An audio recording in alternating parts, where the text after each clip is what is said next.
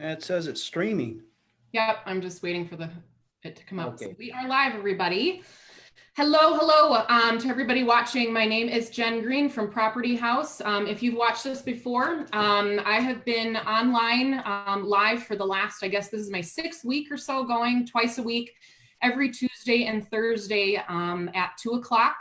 And we've really been talking about a lot of things based on the mortgage forbearance, short sales, foreclosures, bankruptcy, estate planning. As you see next to me here, this is Joe Field. I'll be talking about him in a moment, but he is an estate planner here in Minnesota. We're going to be talking about the wonderful things that he's been doing during this time of COVID, and then also some of the really cool stuff that he does outside of the pandemic. But I wanted to let you folks know what Property House does is we are able to help folks in any situation who need to sell their homes quickly, whether it's a divorce, bankruptcy, a foreclosure, inherited home, bad tenants, anything like that. We are able to help you out, create solutions for you, give you choices, and then you choose the best one that works for you and your family and whatever kind of situation that you're in.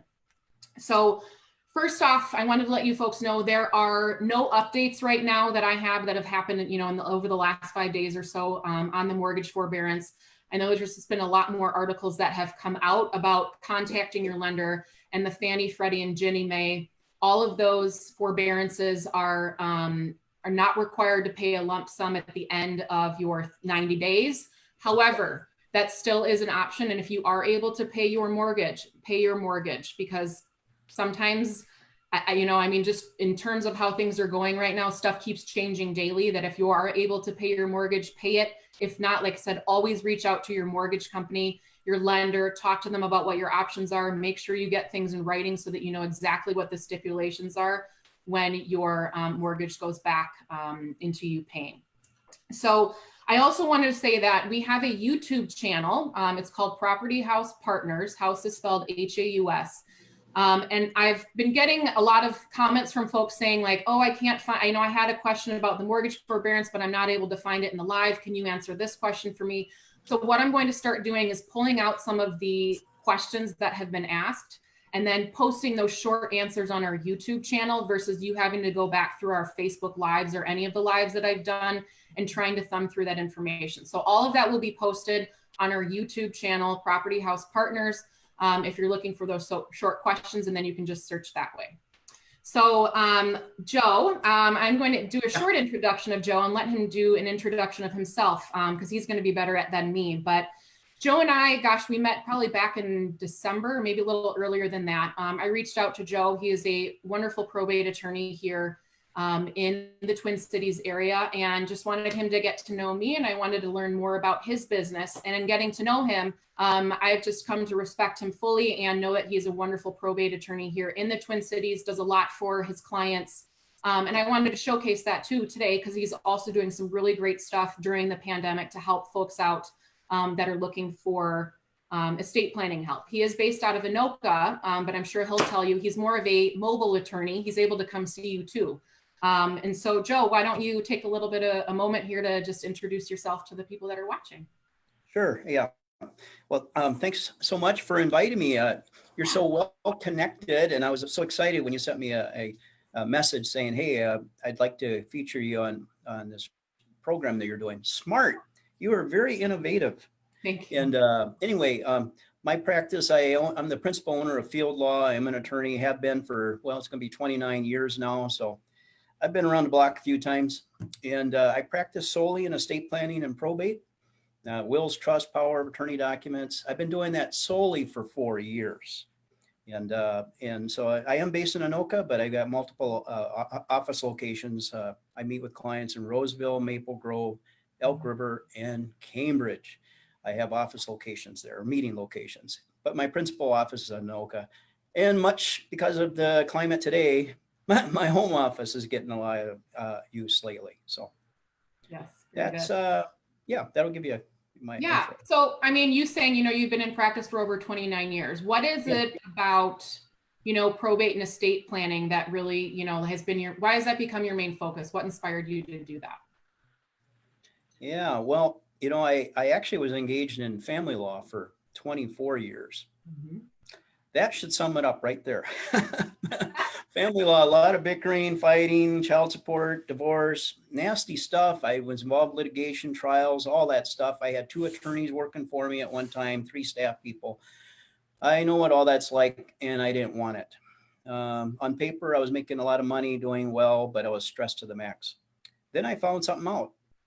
When people are preemptive about getting their estate plan done, about getting wills, power of attorneys, they feel really good about that. And I like it because they're feeling good. Usually with the divorce stuff, child support, no one's feeling good, no matter how it turns out. I mean, once in a while you'll strike oil and you'll feel good, but it's not like that most of the time. And so I found that the way people responded to what I was doing for them was way different. And I didn't have receivable problems, which I really enjoyed that too. And so it was kind of a shift because due to that, and then my affiliation with Wealth Counsel, which is a top shelf estate planning services company, they service lawyers around the country, really helped in the transition. I had to pay like a small down payment on a house to join them. And I pay like studio apartment rent, monthly fees to them to have their software, but it's comprehensive, up to date.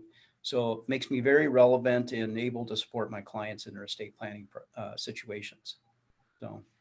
Great. So, I mean, I've heard some attorneys that are like, things have quieted down for me. Others, it's been busy. And I know for you during this pandemic, I mean, and you and I kind of talking on and off, you said, wow, I've been super busy, right? Yeah. So what do you feel like, and I know we had kind of said this before we even came on, you feel like were set up more or less to kind of handle this pandemic even before it came. So why don't you talk a little bit about that? Yeah, I've been busy. It's been, there's been no let up. It's been constant. And maybe it's because of the way I'm structured. Before this pandemic hit, I was already set up to engage people remotely. I have a client portal. If you go to jfieldlaw.com, look at that website, you'll see a tab that says client login. That's wonderful. I have probate clients from Nevada and New Jersey and California and all over the country, yeah, because they can access through that portal. But it also works really well during this pandemic. So I have that available, which is helping people. And then I am very mobile. Before this pandemic struck, I was meeting people at their homes if mobility was an issue, tough, oxygen tanks, wheelchairs, that type of thing. Even though my building here in Anoka, we do have an elevator and all that, but it's just tough for people to get around sometimes. So I'd go to them. I'm not opposed to that. I'm not one of those uppity lawyers. It's beneath me to get out there. I actually like getting out. Of course, particularly now, I like getting out. But anyway, so I go out to them, and not only their homes, but nursing homes, assisted living, even hospitals. I've gone to see a few people in their last days, hospice care. I've done that. So I'm flexible that way. I'm set up. I got portable scanners, portable printers, and so I can help people. And if need be, I can turn those wills or power of attorney documents around very quickly. So anyway, I've been set up that way, and so it's helping now. Of course, I'm not making trips to nursing homes. No one is at this point, but I do have that service available. Yeah. So, I mean, you kind of brought up my next question. A few weeks ago, I had interviewed a couple other estate planners, Sarah Sickinator and Jill Sauber. And, we were really talking about the importance of, power attorney, wills, medical directives, all that kind of stuff right now that's happening. Maybe just a short synopsis, folks didn't maybe see that live before, but could you just give maybe a short just overview of why those things are so important to have, in place right now, especially during this pandemic? Yeah. I watched that video. They did a really good job, very professional. I could tell people would feel very assured doing business with those two. So that was a good program.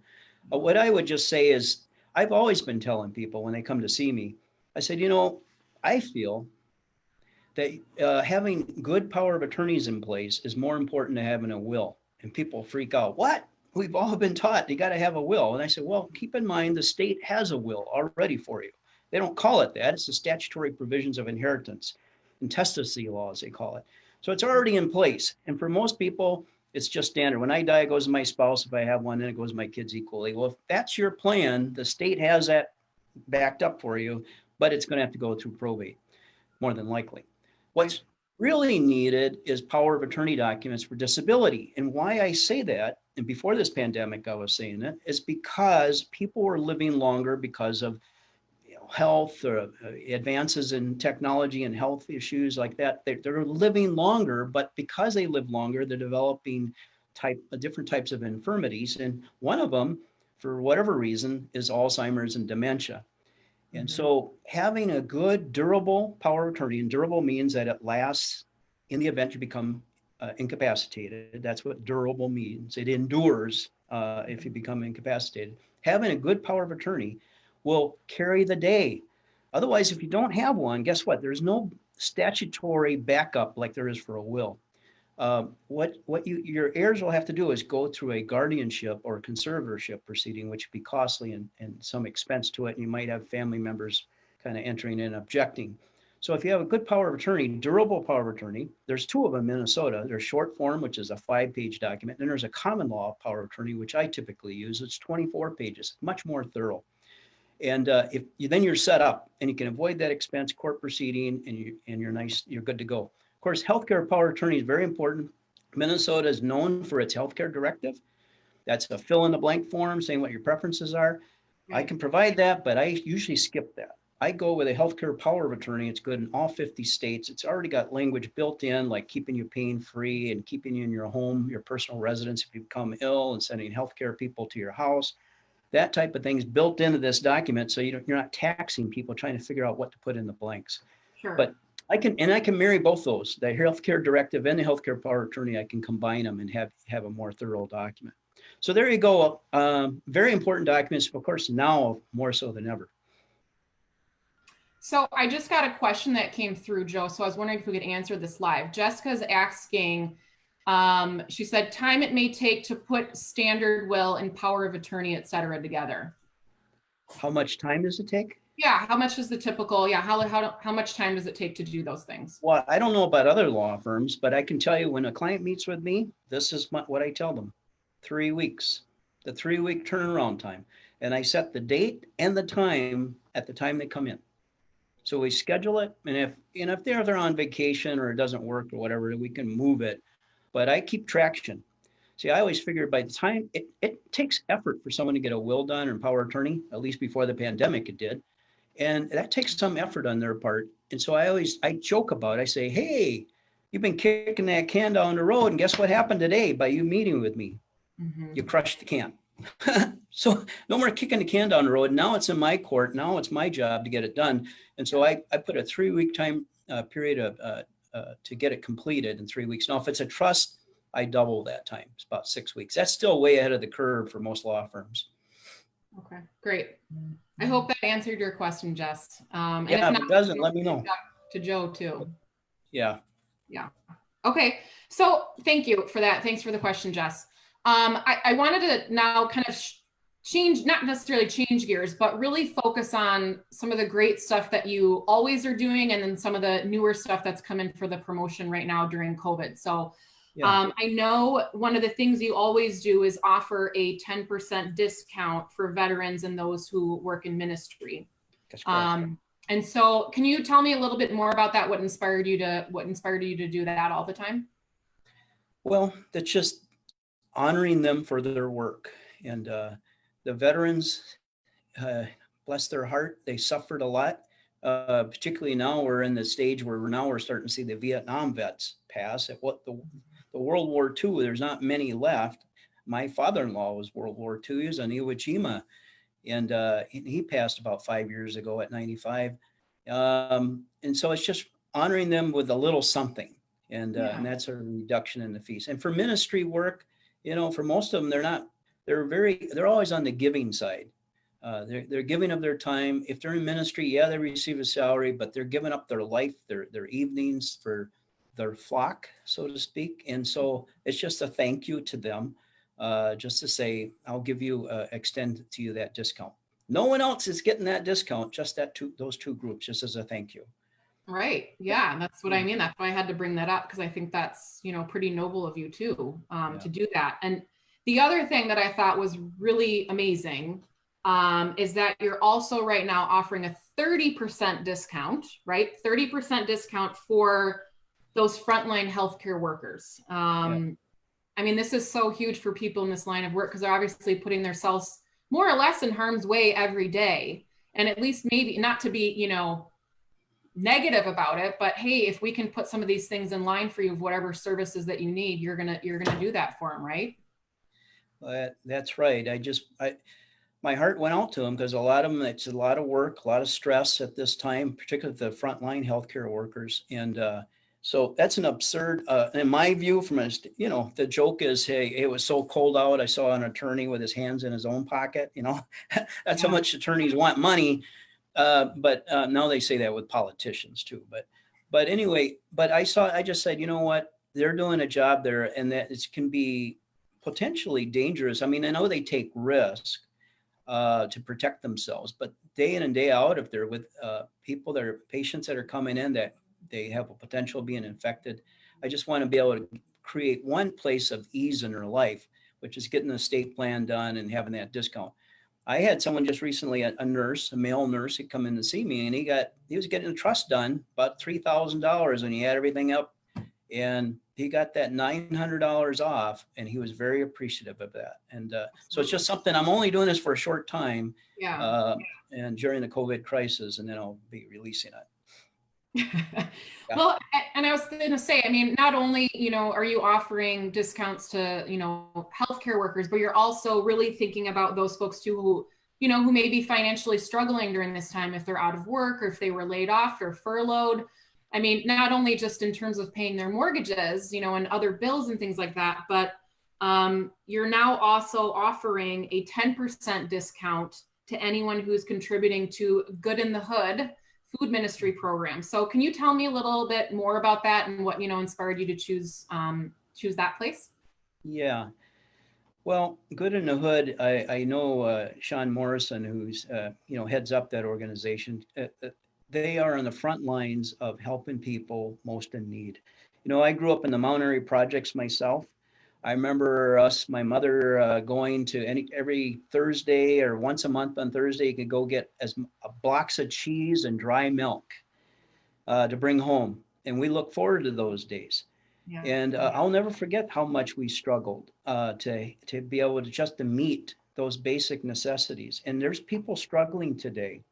And my heart was going out to them. And I thought, well, I can contribute myself, but it's not enough. Right.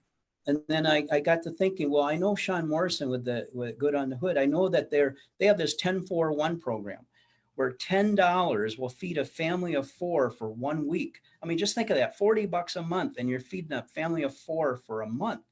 Yeah. And I thought, that's a fantastic program. How can I spur some interest in that? And I know Sean Morrison because we're in a CBMC group together. So he had the inside. There's good at other ministries like Anoka Community Missions is fantastic for helping the poor as well here in Anoka. They may be next, so don't worry. I'll get to you. But anyway, that's what inspired me, is to help these folks out. So the 10%, again, I'm cutting my fees, but I'm trying to redirect the interest and have people. I know people want to help. Yeah. And so there's more to that promotion though than the 10%. Right. Yeah. Why don't you? I mean, you can just get right into that, because there's another portion to that. So if you want to explain that and give a good example of how it works, that'd be great. Sure. Yeah.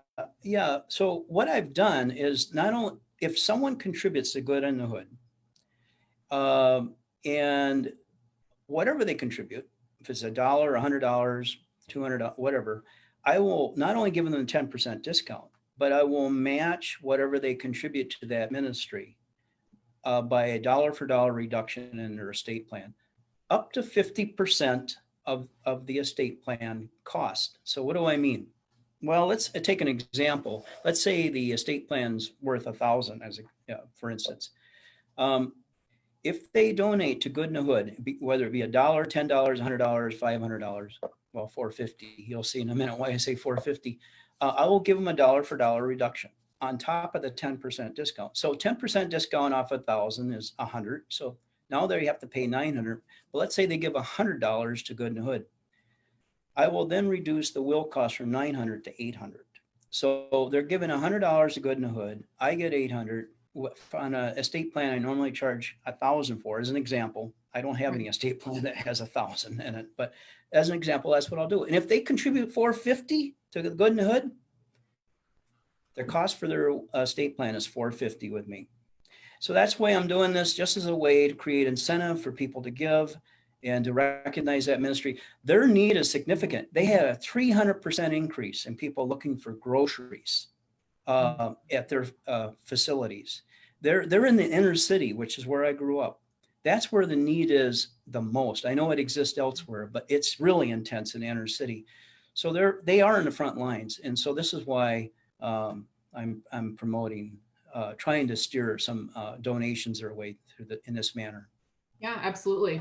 And especially, I mean, with schools being closed too, I mean, so many children end up getting their food that way, you know, and I know some of the, you know, the food has kept going in some places and some it hasn't. And so I really appreciate you bringing that, you know, to the forefront and really thinking about that consciously, you know, as being an attorney in ways that you can give back. And like I said, I really wanted to highlight that today because I think, you know, thinking outside really of that box of what we're doing and trying to not only, you know, keep our businesses going as small business owners, but also being able to help those that are surrounded by us in our communities.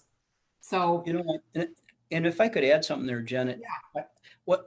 Where my heart goes is there are people that are struggling that won't cry out. They are so, they like almost ashamed to reach out. I know there's those that are always show up, but there are a lot of people, you know, will not, they almost like too bashful or someone else deserves it over me. And you know what?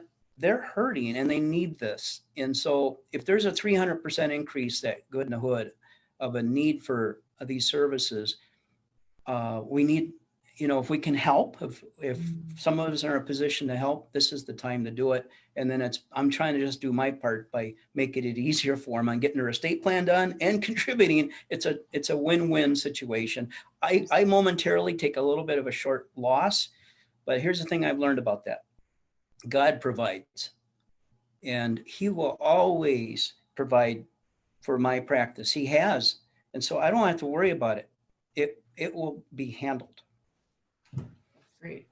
So one last question for you, and I know this is, you know, something that I've just sort of been reading about lately in terms of, you know, this pandemic and how long it's going to last. I've seen, you know, and again, who knows, but just maybe out of conjecture, some folks are saying, you know, another 18 to 24 months, you know, maybe it'll be done this round and it'll come back in the fall or the winter. I mean, nobody really knows. But again, what do you think would be the best advice to give somebody, you know, who has a loved one or they themselves are, you know, part of that vulnerable population, just in terms of maybe estate planning or whatever it is to really kind of not only like protect themselves in some way to make things easier on themselves or their families, but what do you think would be the best thing for them to do? Yeah. Well, boy, I can't imagine 18 and 24 months.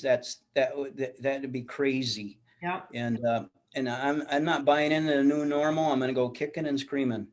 We're going to right the ship and get people back to normal and get people in those nursing homes back to visiting their families. Now I sound like I'm running for governor, but sorry. No, sorry, it's okay. Walls. It's been hard, you know, and yeah, but it's been hard. Those people, yeah. And that's what I feel for these folks that are in nursing homes. They're sealed off, and rightfully so. We got to protect them. Absolutely. But, you know, now we're getting a feel for what their life is like when they can't relate, have family coming over, and they're already kind of missing, cut off from having visitors. Before this, there wasn't as much, and now it's really accelerated. And we're relational beings, and so they want to have that contact. So I'd encourage people to at least start, you know, trying to do, I don't know if they do the Zoom conferencing or nursing homes, whatever, start promoting that in some fashion. Get those contact going, because that provides life. They need life, and get outside, get in the sun. That actually kills off the virus too. But from a legal standpoint, which is, I think, you know, mainly where your question was going. So sorry. But, no, you know, obviously the power of attorney documents, are absolutely needed. If you get that common law power of attorney, that's a 24-page document. You pay a little bit more for that, but that allows your agent to do a lot of things that a guardian would do. It's built right in there. So sometimes you can actually do away with the guardianship proceeding, which would be kind of costly. And you can delay that power of attorney from engaging. What do I mean by that? With a short form power of attorney, the moment you sign it, that person has authority over your affairs from the moment you sign it. But a common law power of attorney, you can have it take effect the day you sign it, or you can delay it till you become disabled, or there's even a form that's attached to it that says, I'll just sign it when I feel like it. Maybe if I get a terminal illness diagnosis, then I'll sign it, and then that person has authority. So you have a lot more options. The common law power of attorney, get that. Healthcare power of attorney for sure, because you don't want to end up in a hospital. The general rule is a family unit decides without any healthcare power of attorney. The family unit, what's that? It's your circle, your spouse, your kids, your parents. Could you imagine the squabbling in the room at the hospital over a procedure if they all don't agree?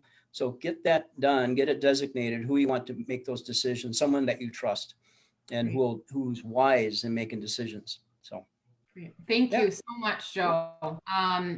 If you guys are interested in learning more about Joe and seeing how we can help, even as being a probate attorney or estate planner for you online, that's definitely a possibility. You can check out jfieldlaw.com, right? Yep. There you got it. You got the J in there. Yeah. I got it. Yeah. Yep. Yeah. Okay, perfect. Yeah. And then also too, you can give, contact him over email, on Facebook. You can contact me. I can get you in contact with him too. But I want to thank you, Joe, for being here today. We learned some really, really great stuff about what you're doing. And those promotions are going through May 15th. And then also for those folks who will be with me on Thursday, I am actually going to go back to the house that I was at a couple weeks ago that we've been working on now and show you guys an update of the work that has been done. I actually haven't been back there since, so it's going to be a big surprise for me too. But I'm looking forward to seeing you guys on Thursday, 2 o'clock. And again, check out our website. All of the lives that we do are going to be on there, propertyhousepartners.com. And then also you can check out our YouTube channel, Property House Partners. And then also I'm going to start making some of those short question and answer videos on there in regards to the mortgage forbearance, short sales, foreclosures, bankruptcy, all those types of things, so that if you need to search for something and get a quick answer, you'll be able to find it there. So thank you again, Joe. Thanks everybody for watching, and we will see you again next week, or excuse me, on Thursday. Thanks so much. Okay. All right. See you. All right, bye, John. Yep. Thank you. Yeah, you're welcome.